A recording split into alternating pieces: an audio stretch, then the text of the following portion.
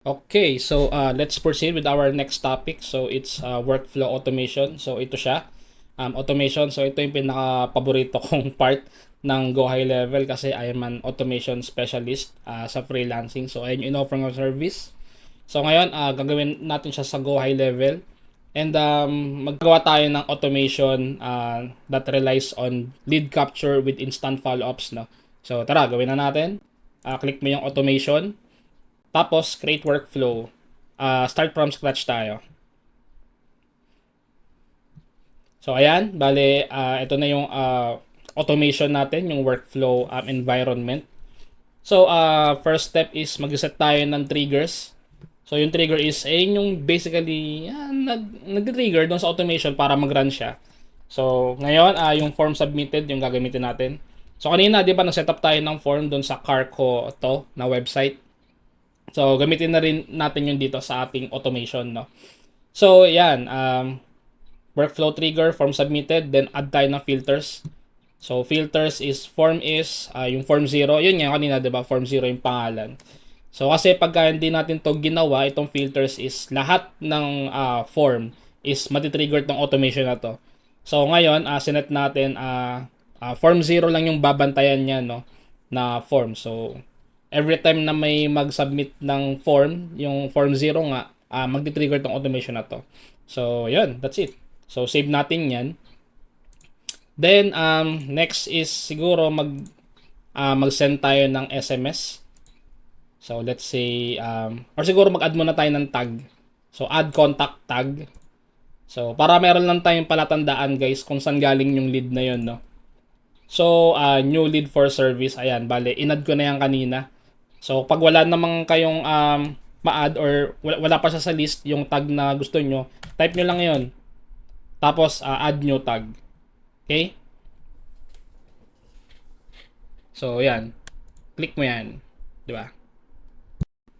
Ayan. So, sabihin natin mag-add ka ng new tag which is AAA. So, ganyan lang. So, ibig sabihin na ano na yon, na-add na yung tag na yon dun sa list of tags mo, no? So, for now, on this example, new lead for service tayo. So, ayun lang yung indicator natin na yung lead na ma-add is from form submitted, no? Yung kanina, yung form for Carco to na website na ginawa natin kanina. So, ayan, click natin save. Tapos, next is mag-send tayo ng SMS. SMS, yan, send SMS. So, templates, wala tayong template. Action name, SMS. So, yan lang. Bali, nag-ano na ako ng message dito. So, siguro, natin, gawa tayo ng bagong ano. So, hey, then, first name. So, para makuha yung first name ng contact, click mo yung custom values. Then, select mo yung contact. Tapos, first name, no? So, thanks for reaching out. So, we are going to contact you in 15 minutes to confirm your reservation.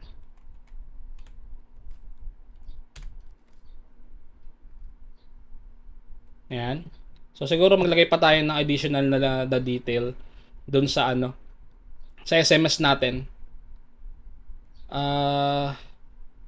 So, siguro magpakilala tayo. So, I'm RJ from Carcoto. Yan. Thanks for reaching out. Yeah, siguro. Thanks for reaching out. We're going to contact you in 15 minutes to confirm your reservation, no? So, yan, save natin. So, mag-send niya ng SMS doon kay kay contact na nag-submit ng form automatic. Then, next step natin siguro, maghintay tayo, maglagay tayo ng wait step dito in 15 minutes. Yan. Wait. So, ayan. Bale, time delay, 15 minutes. Ayan, 15 minutes. So, save. So, next nating ilalagay is call, siguro. Ayan. Automatic siya magko-call. Ayan, so okay na yan. Wala na tayong kailangan ilagay dyan. So, save. So, after 15 minutes, automatic magko-call doon sa customer or doon sa lead. Next is, maghihintay tayo. ng response. So, wait ulit. So, siguro, wait for 20 minutes. Then, wait for contact reply, tapos call. Yan. Ibig sabihin, hihintayin niya kung may reply or hindi. So, 20 minutes. Tapos, pagka hindi siya nag-reply within 20 minutes, send tayo ulit ng SMS. So, none. So, hi. Saan yung contact? Yan, contact, first name. We tried to call you, but we didn't receive any answer. When is the best time to call you? Looking forward to your prompt response. Yan, di ba? So save. So yun, that's it. So bale ito is basic ang tawag dito, lead capture with instant follow-ups, no? So trigger is form submit, then mag-add ng tag yun. Ano lang for palatandaan lang kung saan galing yung lead na yun para alam mo na yung mga leads na na-save nitong form na to is galing dito sa form, no? Then mag-send siya ng SMS. Ayan, contact yung 15 minutes, then maghihintay ng 15 minutes. Tapos magko-call, ayan. So depende rin sa inyo guys kung gusto niyo lagyan ng call whisper. So ito yung kunyari, let's say hi there, pag nilagay mo hi there, pagka in-answer nila yon, ito yung una nilang maririnig, no? Bago yung actual call. Pero kung wala naman yan, then once nasagot nila, automatic magdadirect sa'yo yung call. Depende kung saang number mo, yung sinet mong number, depende kung ano yung number na nilagay mo dun sa sub-account na to, no? Or yung naka-assign na number. So, dun siya papasok. Yan, ito advanced settings. So, wag mo nang galawin yan. Click mo lang yung save. Then, ito, maghihintay siya ng reply dun sa previous na na tag dito, na step. So, maghihintay siya ng reply in 20 minutes or ng sagot. So, pagka hindi siya nag-reply or hindi niya nasagot yung tawag, mag-send siya ng SMS in 20 minutes. Ayan, in other case naman, pwede kang malagay dito ng ibang step. So, let's say, ikaw ay, nag-reply siya. So, sige, lagyan na lang natin. SMS. None. So, thanks for calling. Contact. So, first name. Yan, di ba? We are going to send a quotation or to send a quotation siguro for your requested service in 10 minutes siguro. If you wish to not receive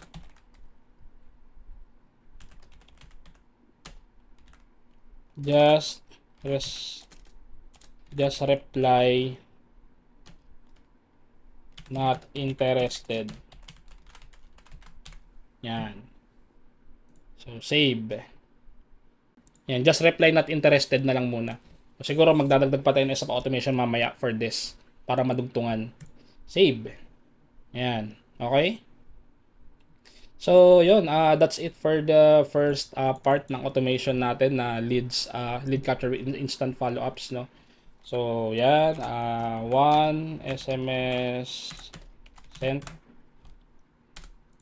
Okay. Save. So, next is start from scratch ulit. Create workflow, start from scratch. Pagka nag-reply naman si client, no? Customer replied. Filters. Contains sprays. Not interested. Yan, save. Tapos, i-remove natin yung contact tag. Tags. Yung hindi siguro, remove tag. The new lead for service. Ayan. Kasi hindi na siya interested. Tapos, add tayo ng tag. Ayan, add tayo ng bagong tag. Not interested. Ayan. Okay. Tapos, magre-reply tayo ng SMS sa kanya. None.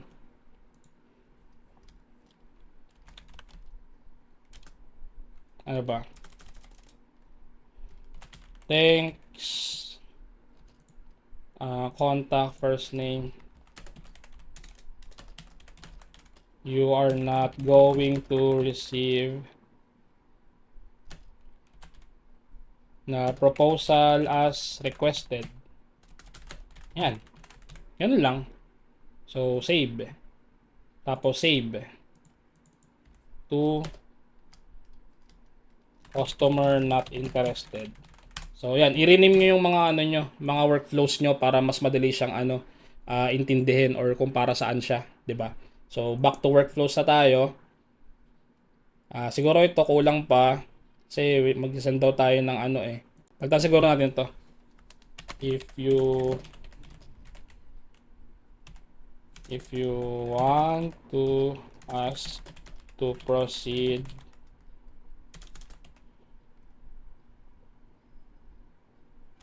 with the proposal,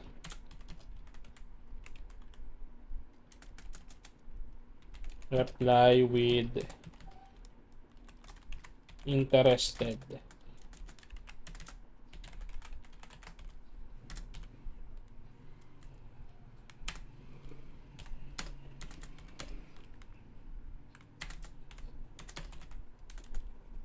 Then, we are going to send a quotation for your requested service in 10 minutes. Otherwise, yan. Otherwise, just reply not interested. So, save pa rin natin to. Ayan. Ngayon, interested.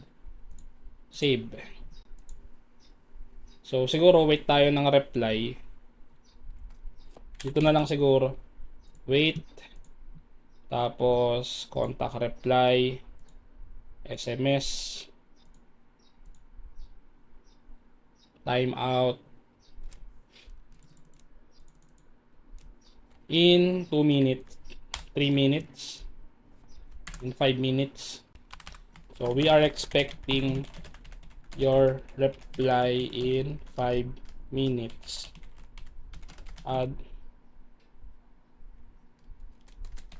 If not, we are not going to send it as well.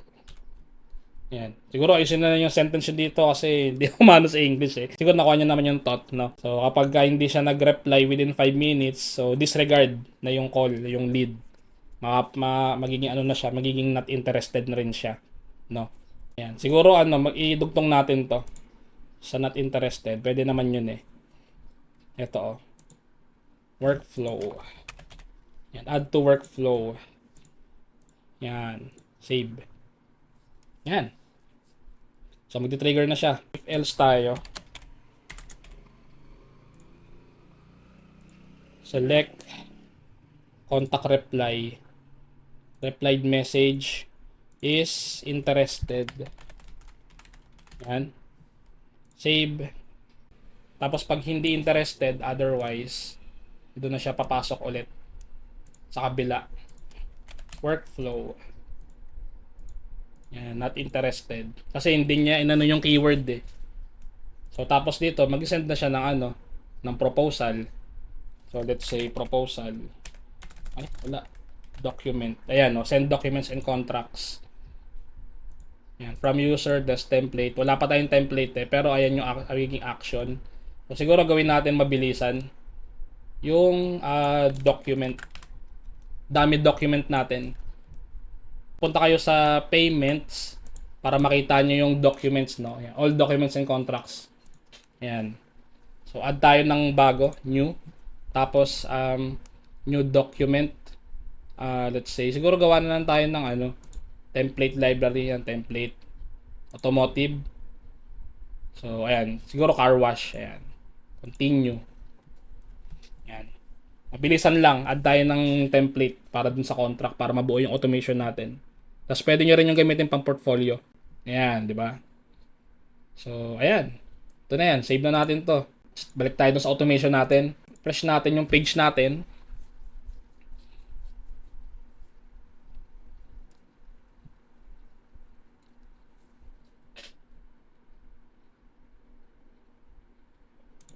Interested document.